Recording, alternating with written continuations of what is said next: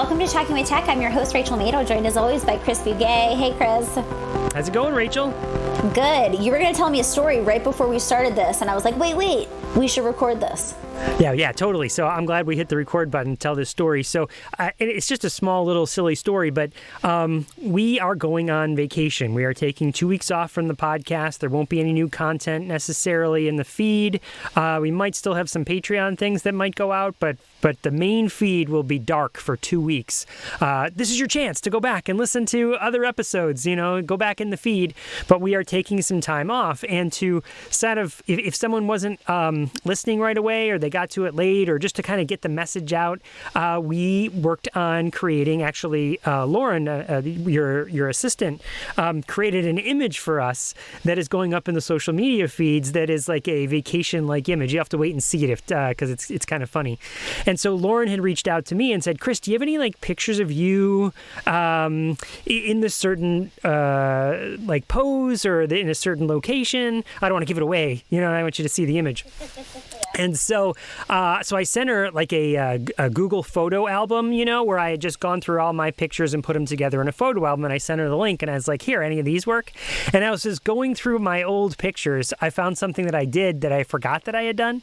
I was the moderator for a Twitter chat called CTD, Center for Technology and Disabilities. It was just a Twitter chat, an hour-long Twitter chat, and they had asked me to advertise for it, and so I had created an image where I was in Florida with Melissa, my wife, and we were sitting around the pool, and I knew I had this little task of creating this advertising image, so I was sitting there in a beach chair, and I had my sunglasses on, and I was reading a book, and so I pulled out my bookmark and I held it up, and I took a selfie I wasn't looking at the camera, looking away with the bookmark, and then I just transposed CTD talk, 8 a.m. right on the bookmark, and that's what I went out. And I just remembered back in the day when I used to make, I still do these sorts of things, but I don't do them at the rate I used to, is make silly images like the one you're going to see for us taking vacation. And it reminded me of the days when I was like, yeah, I used to Photoshop, and yeah, I used to, make these sorts of things. It made me feel nostalgic for doing it. Made me want to go make some more.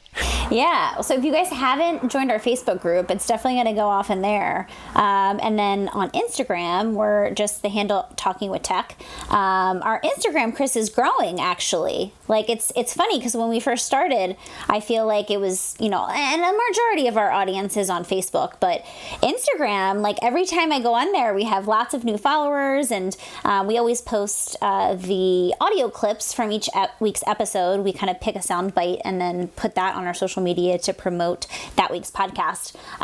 But yeah, our social media is kind of popping off. Fantastic. The more people hear about it, the more they learn about AAC. Exactly.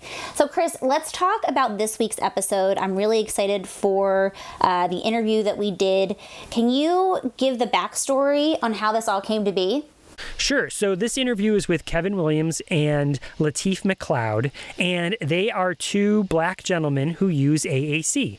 And when they listened to the Kara Walton episode, they wrote and said, hey, do you want us to come on and talk about it? And we were like, absolutely. So they came on, and we had the four of us were on and had a nice discussion about what it's like to be an AAC user who's Black. And we got their perspectives. They shared their perspectives. They had, of course, a lot to say, and we had a lot to learn. So it was an awesome conversation. In fact, we've been having ongoing conversations with them via email. Yeah, and I just really appreciate their perspective. We love having AAC users on this podcast. Let me start by saying that. They're probably my favorite episodes because we can talk all day long about AAC, but it's so insightful to have AAC users on to talk about their experience.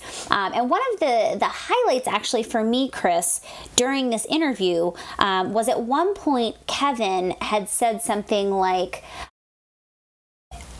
basically, he said something to the point of, I'm excited to talk about something other than AAC, which I feel like was so kind of eye-opening to me. I mean, obviously we have a podcast dedicated to AAC, so when we have an AAC user on, we're like, geeking out on the AAC piece because that's what we, know and love and are passionate about. But it was really interesting for me to hear Kevin say that because it really I had this like aha moment and I was like, wow, you're right. Like, oftentimes, when we talk to an AAC user, that's kind of what we're deep diving into is their experience as an AAC user. But AAC users have a lot of other things to talk about too. And so that was a kind of a nice thing about this podcast was we're talking to AAC users about their experience, but more importantly, we were talking about things other than just AAC. Absolutely. Once you have learned language, right? Often you and I are working with kids to teach them language. Well, now that you know it, what do you do with it? That's the power behind having language. And that's what these guys are doing is they're using their voice to change the world, right? And that is why it's so important that we teach people languages so that then they can do things with that language to make an impact with either their immediate environment or the world beyond. Exactly. And I've really loved our correspondence. After the episode aired, we've kind of been having this ongoing dialogue about some of the things that, we talked about on the podcast. We went into a little bit more detail about. And one of the things I actually asked in the email thread to Lateef and Kevin was about one of my clients. So kind of a little bit of a backstory. I started working with a gentleman who is now almost 22 years old and just started using an AAC system, I'd say like 2.5 to 3 years ago, and, has made a world of progress, is doing really great with the device, is now putting lots of words together into sentences and kind of formulating unique thoughts and ideas. And so what I was thinking for this particular client of mine was how cool would it be to have the access to some type of social experience where he could see other AAC users communicating with a device. Because, this student, especially now because of COVID-19 and all of the kind of quarantining, is quite isolated. And then even more so, I don't know that he's ever seen anyone use a device to communicate. And so we talked in this interview about a virtual chat that's hosted by ISSAC. And that's what got me thinking, after that interview, I ended up, supervising one of my clinicians who sees this student. And I was like, wow, like that would be really awesome if they could participate in something like that. But then I started thinking, well, like, he's still learning language. So I think it might be a little overwhelming to him if he had to participate. And then, you actually, Chris, mentioned some of the chats on Twitter, which I thought was a really good idea as a way to have him communicate asynchronously, so he's able to think about something and, even potentially work with, myself or one of my clinicians to help during one of his sessions to formulate a response, which I thought was a really good idea.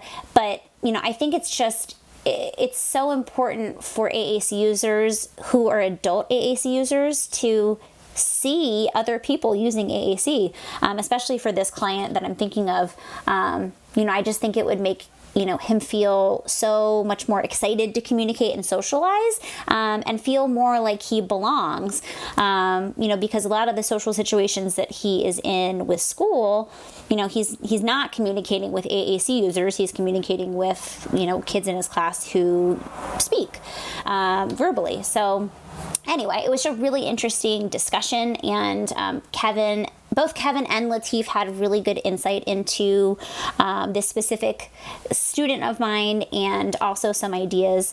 So I'm gonna throw it back into our audience and our listeners. If you guys have any ideas, or of any virtual groups that are happening, either socially based, or like Chris mentioned, the Twitter chat, please email us at talkingwithtech@gmail.com. I would love to know of anything that potentially I don't even know about, Chris. I feel like there's probably things out there that are already existing that I don't know about. And so I think that would be really great. Yeah, I think another thing layered in there is, because you had mentioned the idea that him seeing someone else may motivate him or inspire him to be like, well, wait a second, I can be like that guy, right? I mean, if that person's doing it, then I can do it. That prints a picture that I can be working towards. And I think that is also a good thing to share with families. Like sometimes it's, well, I don't even know what direction we're heading. What is the potential? Well, let me show you this video or participate in this chat as, or whatever the experience is to see like, oh, well, my kid could be like that person, right? Yes, exactly. That's where we're headed. And something else you mentioned, and I think you put it in the email thread, but just to throw the term out there on the podcast, you had suggested that he might start off as a lurker, where maybe he's just there and he's not actually being an active participant. He's more of a passive participant, and which I think is a way a lot of people start off. The first time I've ever participated in a Twitter chat, it wasn't so I could jump in there and have my voice heard. It was more to like read what people were saying in this chat. Maybe the first handful of times I didn't really participate until I felt comfortable. Then I think about how many times I'd start to type something and delete it, that asynchronous nature of a Twitter chat, where if you're not familiar, the way that works is everyone, there's a hashtag and you all participate using the hashtag. Usually there's questions that are associated and people are answering questions. So you might say like question number 1, and then you'd answer number 1, and everyone would respond. And at the end of your tweet, you'd put a hashtag, and that's how you can kind of organize the conversation. But you have time that you don't have to do it as fast. Oftentimes, and I noticed in the ISSAC chat that Lateef is facilitating, they've done that as well. They've posted the questions ahead of time so people can kind of think about it ahead of time, formulate their thoughts, work with other people to put their thoughts together. Whatever accommodations, whatever tools and strategies they need, they have the time to do that ahead of time. The one that Lateef is doing, where he's the moderator, and the ones that he moderates on with ISSAC, I believe are done through Google Meet. So that is a video chat compared to the Twitter chat that is text-based. But I think there's a lot of potential there for people to learn from each other without the pressure of feeling like you have to participate in an active sense until you feel comfortable in doing so. Yeah, and what's funny actually, Chris, is I feel like I'm a lurker in leg groups. Like I'm not one to be really vocal, and I think that, it kind of just depends on your disposition. Now, if I like see something and I'm like, oh, I could definitely help with that, or I definitely have insight, or I have an app idea or a resource or something like that, I'll jump in. But generally speaking, I'm more of like a consumer when I'm in I'm thinking mostly about Facebook groups. But yeah, I think that it's a great thing to just recognize that it's okay to not actively participate in the beginning stages. The same way that we wouldn't, in any circumstance, even if we were sitting at a, table at a new meeting and with this new group that we decided to join, like we're not going to like come out the gate just like, talking, up a storm and, giving everybody our ideas. We kind of have to like survey the scene, see what the vibe of the group is, and kind of slowly work our way into that. So I'm happy that you brought that up, because I think the term lurking tends to have a negative connotation, but, I think that acclimating to a new group and just being more passive is okay. Speaking of easing into things, let's ease into this interview with Kevin Williams and Lateef McLeod.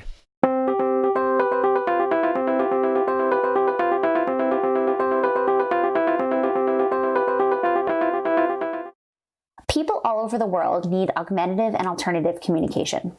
Despite the global need, some areas of the world don't have access to the same resources as others. Low-tech AAC can be a functional, cost-effective way to bring communication to more people universally. Low-tech tools are also used widely by high-tech AAC users to have a backup or alternative means to communicate. These low-tech tools often get torn, crushed, crumpled, soaked, or otherwise destroyed easily. They aren't often made with durability in mind. Enter Pixie, a durable low-tech solution. Place printed symbols in transparent plastic containers called Pixie snaps, which fit snugly into a portable carrying case. Each case allows for 3 double-sided Pixie snaps, giving people 6 surfaces to interact with. The carrying case acts like a book, allowing a user to flip between multiple pages of symbols. This innovative design makes Pixie Pal the perfect portable, customizable, and splash-proof low-tech solution. You can check it out for yourself by following @PixiePal on Facebook. But that's not all. Pixie Pal has partnered with some amazing organizations, such as the Nika Project, the Kaizora Center, OIC Cambodia, and many more, to help bring functional and affordable AAC to anyone in the world. Pixie Pal has been a UNICEF Champions of Children supporter since 2019. The first generation of Pixie Pal is blue, in tribute of UNICEF's work worldwide. A Pixie Pal crowdfunding campaign has already launched. You can follow, comment, and share the initiative by going to pixiepal.com. That's PICSEEPAL.com. That's pick like picture, see like with your eyes, and pal like a friend. Send them a direct message and register your interest for one of the first Pixie Pals ever made. Each time a Pixie Pal is purchased, another Pixie Pal will be donated to one of these trusted partners. The goal is to donate 1 million Pixie Pals worldwide. To join us in being part of this global movement, go to facebook.com/PixiePal and hit the follow button to help bring AAC to everyone in the world who needs it.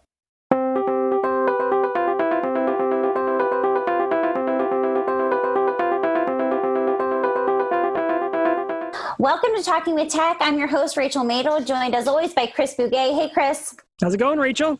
It's good. I'm so excited. We're also joined by Lateef McLeod and Kevin Williams. Hey, guys. How are you doing today? I'm okay. How about you? I'm okay. How about you? We are awesome, Kevin. Lateef, how are you doing? I am good. I am good. Awesome. So let's start with you, Lateef. Can you just tell us a little bit about yourself? Hi, I am Lateef McLeod, and I am a PhD candidate in the Anthropology and Social Change program at California Institute for Integral Studies, and also the vice president of the lead committee at the International Society for Augmentative and Alternative Communication. I am also a published poet with 2 books out, A Declaration of a Body of Love and Whispers of Crip Love, Shouts of Crip Revolution. I am also in the process of writing a novel entitled The Third Eye is Crying. Wow, what a resume, Lateef. We're so excited to have you today. Thank you so much for joining us. Kevin, can you tell us a little bit about yourself? I'm Kevin Williams. I'm a freelance web developer from my home in Charlotte, North Carolina, and all around techie. One of the sites I maintain currently is USSAC.org. I am also the Chief Technical Officer of USSAC, aka the Technical Support, where I maintain and advise the organization on technology-related issues. I am a member of the ISSAC Lead Committee, and in the fall I will be taking over for Lateef as committee chair. Lastly, I co-moderate an ISSAC bi-weekly chat for people who use ISSAC on the Google Meet platform to discuss whatever is on people's mind during the pandemic. Cool, guys. So let's give the listeners some background on how this whole interview came about. Right. So Rachel and I did an episode with Kara Walton, who was talking about Black issues and AAC, specifically from an SLP standpoint. And you guys listened to that episode, and you were like, "Well, we're Black AAC users, so do you want to interview us?" And we were like, "Yeah, yes, we do," because maybe you have some perspectives here that we need to learn from. So let me ask, so can you, as AAC users, can you give us a little bit of background? What's your experience been like? How have you come to use AAC, and what are you currently using? What's your experience like? Again, Lateef, you want to go first? Yeah. I was using AAC since the age of 6 when I obtained my first AAC device, the Touch Talker.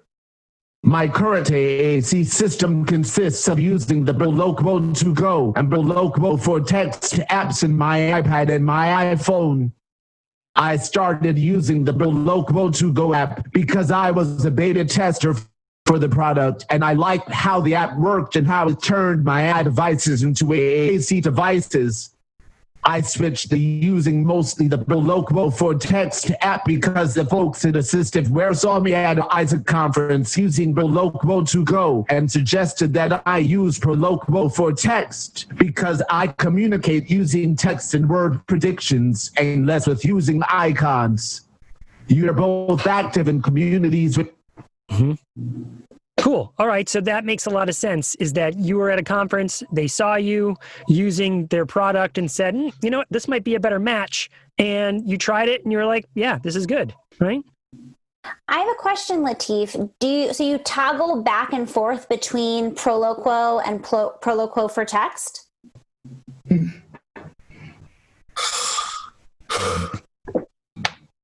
Yes. Sometimes I use Proloquo 2 Go when I read my poetry because it is easier to access stored phrases on the app.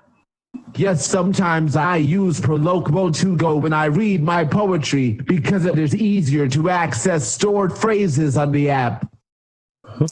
And that makes a lot of sense. I love that because I think sometimes people get really hung up on like, what system, what's the one system? And I think that, you know, like all of us, we can use multiple tools depending on the circumstance, depending what we need. It's really cool to hear that you use both. Now, Kevin, what about you? What's your background? And your experience with AAC? I currently use Unity 144 on an Accent 1000. I have been using Mystic in some variation for about 27 years when I got my first device, the Liberator, at the age of 15. Up to 15, I used 2 manual communication boards. My first communication board had 500 plus list symbols with labels. The symbols were categorized and color-coded with the Fitzgerald key. My second communication board replaced the bliss symbols with more vocabulary words because no communication partner cared to know bliss. Yeah, that makes sense. Bliss can be confusing for people that don't know it, and that's most people. So, all right. So we could talk AAC, and I think we're going to talk more about it. But one of the reasons we really wanted to chat, and I think one of the reasons you wanted to come on, was talk about the social justice issues that are happening right now in relation to the Black community and in relation to AAC users. So what do you see as the predominant issues facing these communities? Kevin, you want to go first this time? Sure. First, let me say that I do not even pretend to know the predominant issues facing the communities I'm a part of, and recent events woke me up and gave me a hunger and means to educate myself on what it is to be Black and disabled. Through documentaries like Crip Camp on Netflix and the subsequent webinar series about disability culture and the intersection with so many other cultures, including being Black America. Because I'm active in both communities, I always recognize and feel odd in both the majority Black event due to my disability, and equally as odd when I'm at an event geared towards people with disabilities because of my race. Seeing others going through the same struggle helps me understand my odd feelings. But to answer your question directly, I think education and knowing what action to take in response are the two predominant issues in any community. Make changes just within your circle of friends, family, and the groups you actively participate in. A small, uncomfortable conversation with the people who you have direct influence over is a million times more effective than participating in a public demonstration when trying to make permanent change. Yet the demonstrations spark those small, uncomfortable conversations. And this consistent cycle is what motivates all of us to do something. For example, I was in a discussion with friends over how person-first language, like the phrase, people who use I, can coexist with identity-first language like Black, disabled lives matter. Using the societal model of disability, our lives are disabled through restrictions and decisions made for us by the surrounding community. Conversations like this are needed to take place. Okay, well, there's a lot to unpack there. Let's hear from Lateef first, and then we'll dive in. I think for Black people who use AAC and for the Black disabled people in general is recognition of our cultural and political challenges that we deal with, like inadequate access to education, instances of ableism directed towards us in our community, or when we have unfortunate and harmful interactions with police. I think that people are beginning to look at the intersectionality of being both Black and disabled and begin to see how having those identities comes with its own experiences and challenges. These subjects need to be talked about more. I love what you guys are kind of saying, we need to talk about it. I think that's the first step. And Kevin, I love what you said when you said, you know, having an uncomfortable conversation with someone who's in your direct, you know, circle is so much, you know, more effective to stimulate change than just maybe going to a demonstration. And I think it's through those, what I've learned through Kara's episode and, you know, just continuously over the last, you know, month or so is that, you know, we really need to start having conversations that maybe are really uncomfortable, you know, because we've kind of been conditioned to not talk about these things. And the first step is just addressing, you know, the language that people are using that could be harmful within your inner circle, right? Yes, you are correct. Yes, you are correct. I know that is something that I wrestle with a lot, actually. It was the idea that my own, there's some family members that I might look to and think, right, they are not saying things that I agree with, and they're not using language that I agree with. And so now it's time to have an uncomfortable conversation with them, you know? And like you said, if having maybe changing their perspective is more powerful than changing some stranger that, you know, who could easily dismiss me, you know, but someone who cares for me might go, well, geez, if Chris really feels that way, then maybe I should change my mind, you know? Is that what you're getting at? Yes. And if they are willing to listen to you, that they love and care about them when a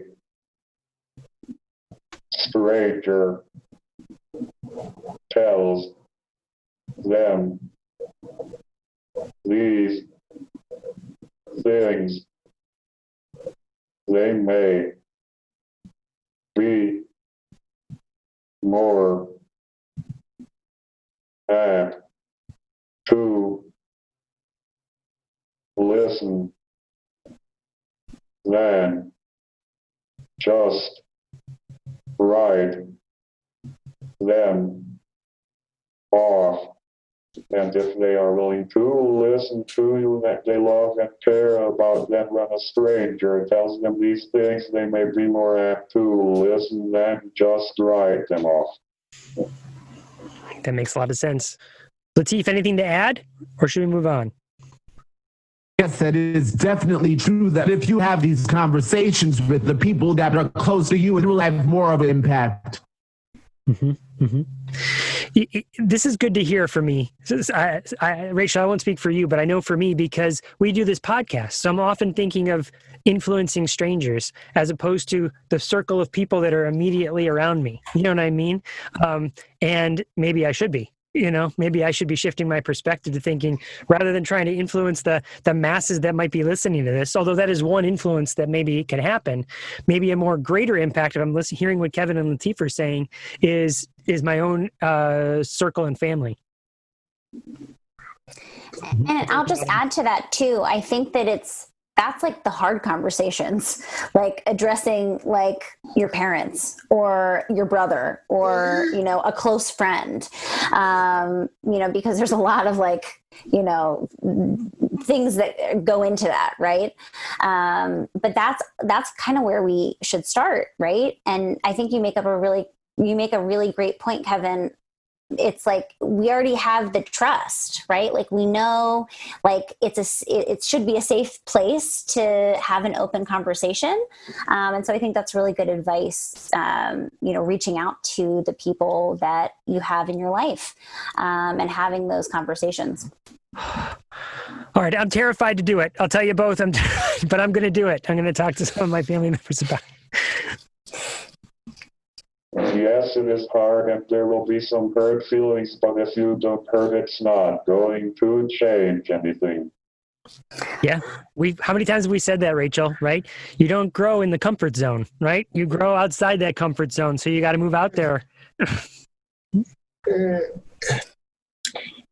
I feel like Lateef has more to add. Yeah.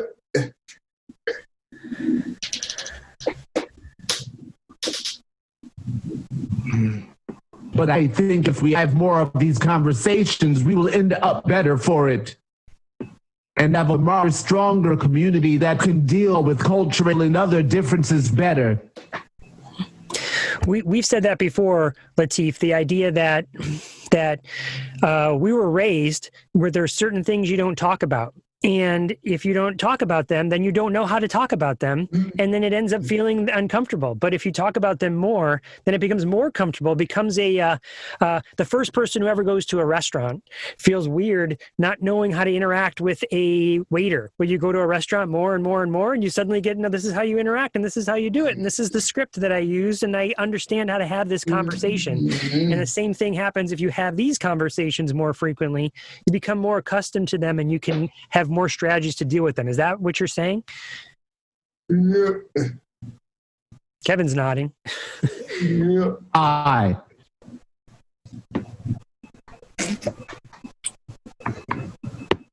agree. Yes, we need to actively work on being more receptive to people that are different than us and find how we can dialogue respectfully with each other. And Kevin, you said it. It starts with education in any of the communities, or that's one big part of it, right?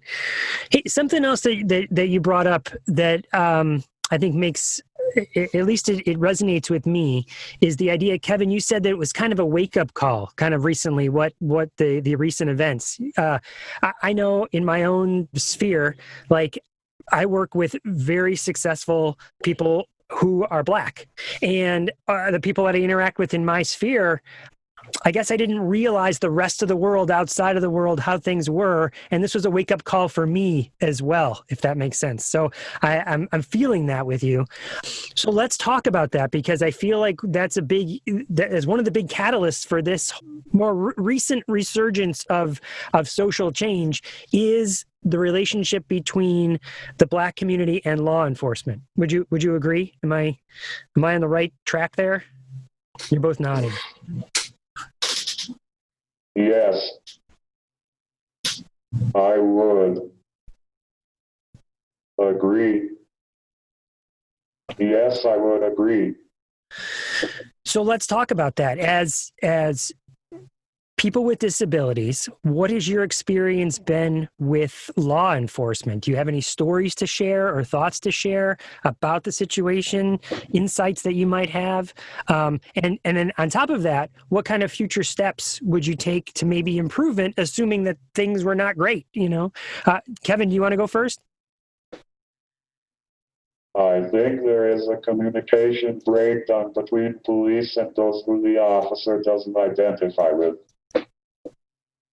And they follow to forcing people into compliance. I would like police to employ a variation of the phrase that Rachel coined. Inspire and don't require compliance.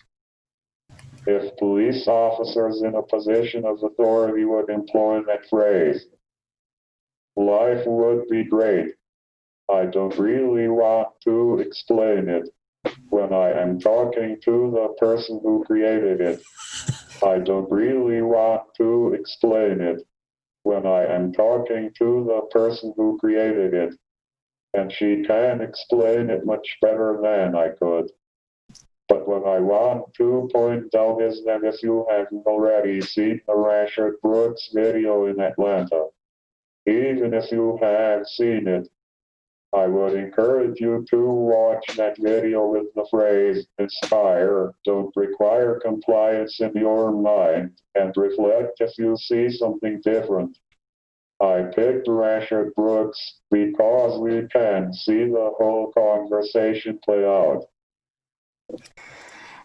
First of all, Kevin, I like the fact that you know my phrase makes me feel so happy. So thank you.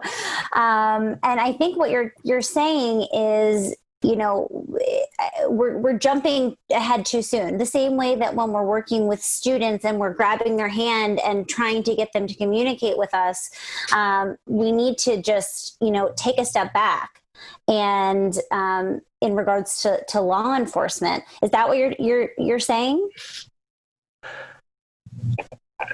I'm saying how the officer communicates with the person of color, especially if they are disabled either by having a documented disability or just disabled by being drunk or by physically restraining them. They need to have patience and keep the conversation going and tell them exactly what they are doing before they act physically.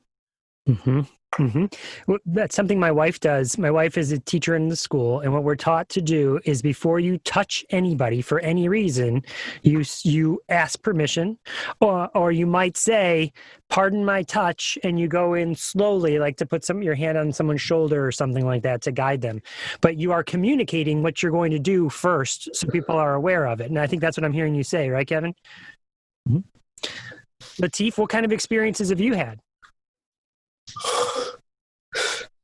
Society, my perspectives of the situation and Black disabled people in the police have been framed by older Black disabled people that I have dialogued with who told me when they were negatively profited or abused by the police. I also personally read or witness several news stories where Black, Indigenous, or other people of color disabled people was abused or murdered by the police. My friend Leroy Moore partnered with an ex-policeman and filmmaker, Emmett Thrower, to produce a film called Where is Hope? The Art of Murder, chronicling the police murder and abuse of disabled people. I think the ableism and racism in policing mirrors the ableism and racism that occurs in the larger society. So we should think of how to get rid of ableism and racism from all our institutions in society. Lateef and Kevin, let me ask you, the resources that you're sharing now, do you mind if you could send me an email after the fact? We're going to put those in the show notes so people can access them. They can watch those, the documentary themselves, for instance. Does that work? Okay, that will be fine. So, Lateef, in that, what you were explaining there, first of all, sometimes when I do presentations and I'm introducing the term core vocabulary to people for the first time, there's this video that I show that was made by someone named Gail Van Tatenhove of a gentleman who uses AAC, and he constructs sentences using his MinSpeak device to report abuse happening in his home that he was living in. And if he hadn't learned that core vocabulary words, he could never defend himself. He couldn't tell anybody that the abuse was happening. Now he happens to be a white gentleman. So I'm wondering is, do you feel like the threat level is even higher as someone who's Black and uses AAC?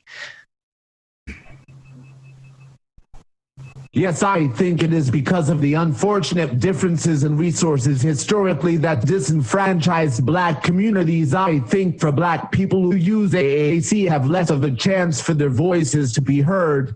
Mm-hmm. Kevin, do you have something to say? Speak. And I think for people who use AAC at times when we need to speak to police, our disability doesn't allow us to be in a state where we can accurately convey a message because there is a certain calmness and focus you have to use AAC. And if you're in a situation out your comfort zone, the communication partner has to have extra patience to deal with the trauma that the person is going through on top of the natural difficulties we have just to speak. And I think too, Kevin, it's all coming together for me for the Inspire Don't Require, because the whole basis of that idea is impatience. And I think that's part of the problem is that one, not everybody understands how to communicate with someone who uses AAC or has a disability. And two, the problem with law enforcement, as an example, is that there's no patience, right? It's just reaction. It's just, force. And so I think that what you're saying, it's finally coming together for me, Kevin, the whole Inspire Don't Require, because that's the problem is we need to have patience because AAC users, it takes time to convey a message and not everybody understands that. And so I think that was really beautifully put. And it might take longer to convey a message if your adrenaline's pumping and you're nervous and you're not, right, that you're saying you have kind of a calm focus to use the AAC. But when everything's heightened, it gets a little bit harder and stressed, Okay, another thing that we talked about with Kara on that podcast was about symbol sets and vocabulary and using voices. And I just want to share this with the listeners for a second, is that when we were putting this episode together and kind of communicating back and forth about, dates and times, and we were writing back and forth, you wrote this sentence, Kevin. You wrote, "We, Lateef and Kevin, approach speaking with different methods." Obviously, you have two different communication systems, but we still keep our personalities as Black men when we speak. And that seems to me like a goal we should have for young AAC users who are Black. So what steps have you taken or that you're currently taking to make sure your personalities shine through as Black men? Lateef, you want to go first this time? Sorry, Kevin. Kevin's like, give me some direction. Well, as you know, I am using the a cappella voice Saul, which is the only African-American voice that I have found. And like everyone, I talk differently when I am around friends and family than I do in professional settings. Personality. So I am always creative when I speak so I can exhibit my personality. Can I ask about the voice for a second? Did you mean that you're using different voices in different settings, or do you use just different words? different words and phrases. Like I think everyone talks differently when they are with friends than they do when working in an office. I think that's so true. In fact, we'll tell you a little behind the scenes secret here with the podcast is that before we hit the record button, Rachel and I are just riffing and talking, and we use certain words or whatever. And then it's not that different, but there is a difference when we hit the record button and suddenly we're on, and we know that people are listening, now where there's a certain different, I don't know what the word is, but feeling that comes about. And so, yeah, we use different words and we pick different phrases, and it's totally different than if we were hanging out on the back deck, you know what I mean, than if we were in a job interview, right? I think it's called code switching is the official speechy word for it. Yeah. Kevin, what are your thoughts? I said this because I am a symbolic communicator through Mystique, and Levy's uses a more text-based system. Many people like to compare the two methods and pick a winner. A good thing of us doing this together is to show people that really it doesn't matter what you use. You can be articulate no matter what. It is going to take a lot of work, and nothing is going to come easily. But no one device or system is better than another. Also, often people look towards the device, simple system, and voice synthesizer for an antidote to show personalities, but you cannot predict personality. Personalities for AAC comes from our looks, grunts, chuckles, and most importantly, how we use all of them in concert. Too many people think the system is our voice, but really we use them to clarify what we say so others can understand. Voices are more than what you hear. I love that. I love that. You can't predict personality because you're so right. There's so many things that go into our communication, which you touched on, Kevin. All of the facial expressions that we're using, body language, all of those things are so important to communicate our personality and, in a lot of ways, our culture. And so I love that you said that because I think that, especially now with all of the heightened awareness around the issues, there's a lot of talk about, are these companies doing enough? Like, is there enough out there as far as, what symbols and all those things? But you brought a really great point up, which is it's all of those things that we naturally do that conveys who we are, all of the nonverbal things. And so I love how you said that.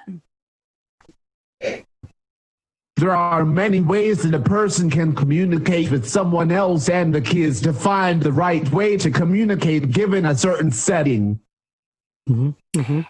And I think we have a lot of speech language pathologists who listen to this show. And I think the takeaway for me is, one, reminding, all of our listeners that we can help kids, especially teach them these things, right? It's part of the process of teaching communication. It's not just the words, right? It's how we use the words. It's the social, pragmatic piece that can be taught. And, I've been thinking through, guys, this has been such an amazing interview. I've been trying to think through, like, what are some action steps that we can start doing as clinicians to help support, more cultural diversity, to help support our users. I am a white speech language pathologist. If I'm working with a Black student, like, how can I support their ability to grow, not just their language skills, but also, their culture and be culturally, accepted and reflective of their culture. And the first thing that keeps coming, or the thing that keeps coming back to me is you have to work really closely with their family, and you have to, say to the family that that's a priority of yours. Would you guys agree with that? Depends on who the person or kid you are working with, because if the speech language pathologist works in the school, I know that right now, and in the near future that is up in the air, but school is where most kids get their cultural language from, either in the lunchroom or on the playground. And I think speech language pathologist has just to listen to the kids around them to see what the practical things they can implement for their students. Yes, yes, peers. Exactly. That's who we need to listen to. I'm so happy you brought that up. I think I was thinking through the lens of like younger kids, but you're absolutely right. Like, I feel like I just envision like the way that your mom wants you to talk when you're 15 is not the way you want to talk with your friends. And so I feel like that's the key, right? It's like, listen to what the kids are saying. Because that's really what we want for our AAC users, is that peer acceptance. That's so important when you're in school. And we'll code switch with parents. Exactly. I love it. I love it. Lateef, do you have some insight?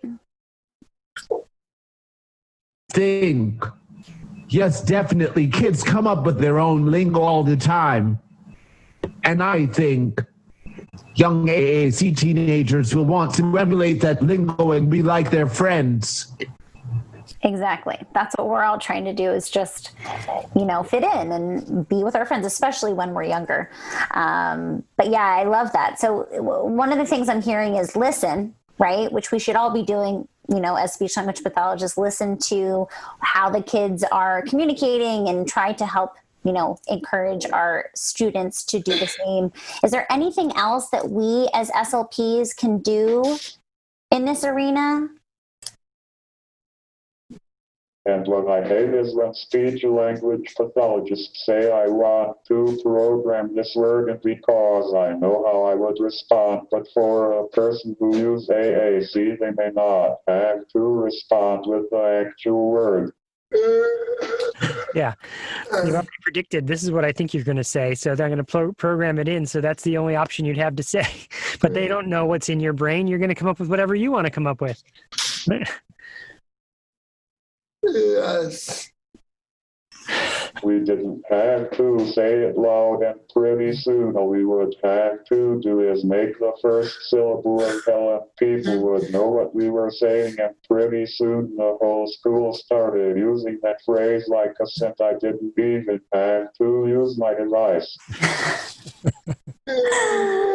I love it. I love it. That's so funny, Kevin. Thank you for sharing that story. So you guys both have a relationship with ISSAC and USSAC, is that right? Can you describe your work there for a little bit? What are your roles and how did you get involved, and what do you do? And what can people do to support that cause? Lateef, you want to go first? I am the vice president of the lead committee at the International Society for Augmentative and Alternative Communication.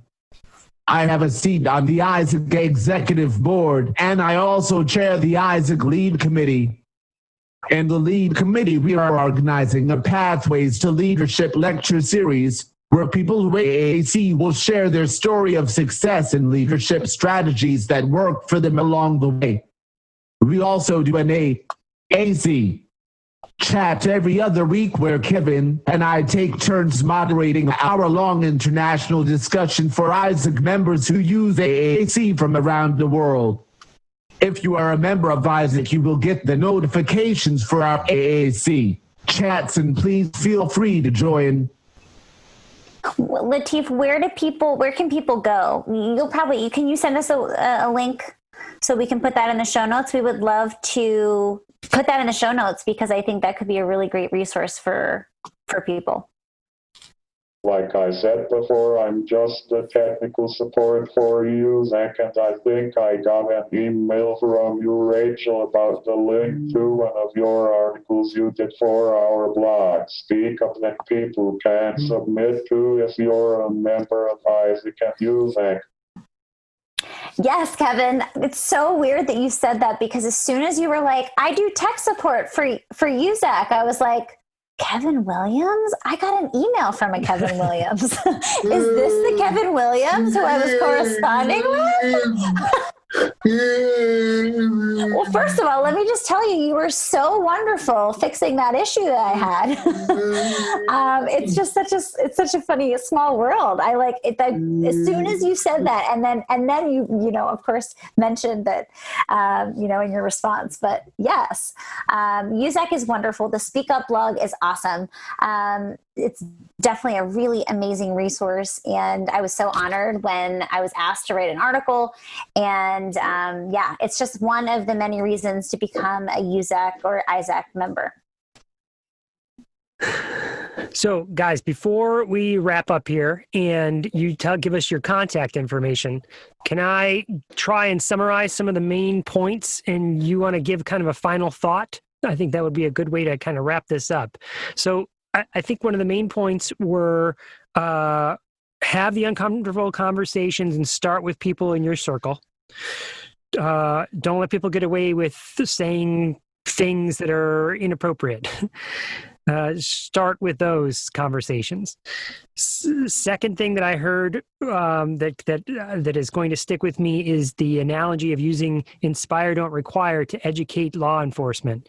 And if that was something that was always in their head first, and that is something we could work towards, it might make everybody understand how to work not just with Black communities, but also with people with disabilities. Those are two standouts in my mind. The third one that really sticks with me is the idea that someone's personality is not equal their voice tone, there's so much more to them than just the voice you pick or the device you choose. Yet we spend a lot of time choosing what's the right tool for this person. But in both cases, you are perfect examples of the fact that I think what you said is that the device doesn't, we might have been successful no matter what device we got. And there might have an edge here or there on certain ones, but it's not about picking the perfect device. It's about letting the person express themselves in all the different ways that they can do that. Those are three highlights of that I'm taking away from this conversation, but I'd love to hear what your final thoughts are. And Rachel? You want to go, Kevin? Kevin's like, who's going? We'll go Kevin and Lateef and then Rachel. How's that? Sounds good. I have time to prepare. My final thought to piggyback off the summary that you gave, Chris, is that the device is a tool or musical instrument, and the piano for hundreds of years only has 88 keys, but yet so many people use those 88 keys to express themselves in so many ways, from Mozart to Stevie Wonder, same tool, but two totally different personalities expressed through that one tool. What an amazing analogy. Perfect. I feel like, Kevin, I can imagine that on like something I posted on social media. Like that was quote worthy. I love that. Violin. I have a video of Bruce Baker saying I use my device like a person playing a violin.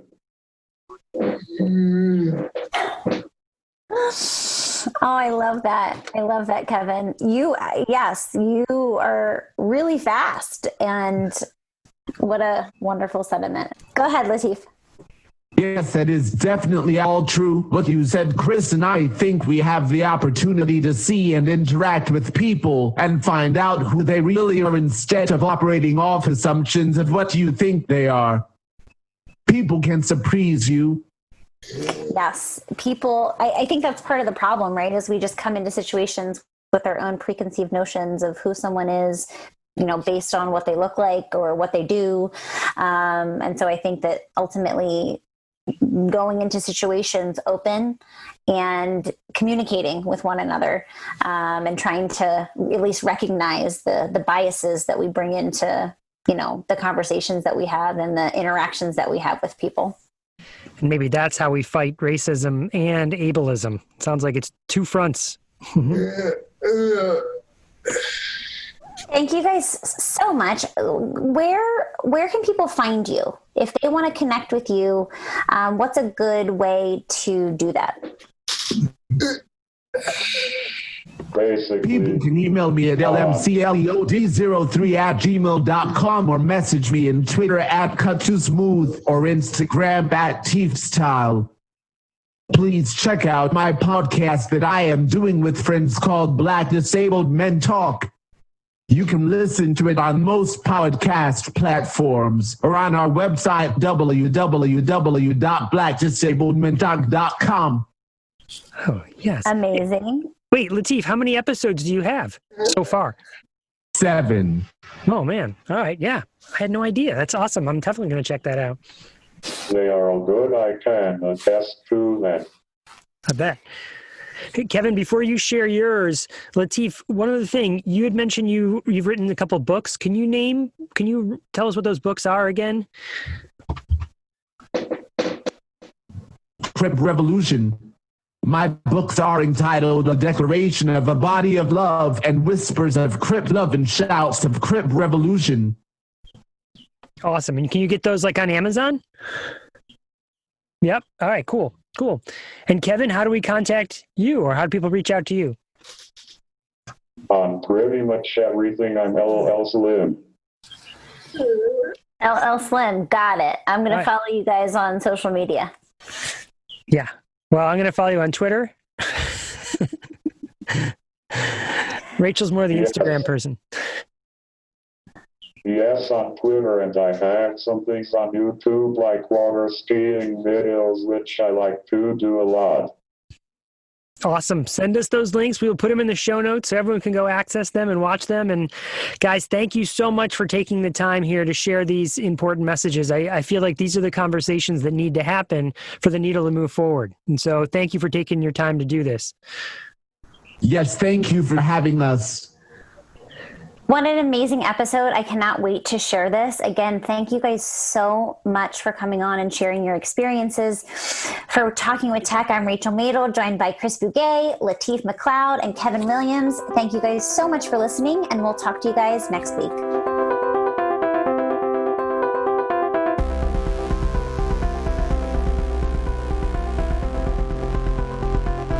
Please listen carefully.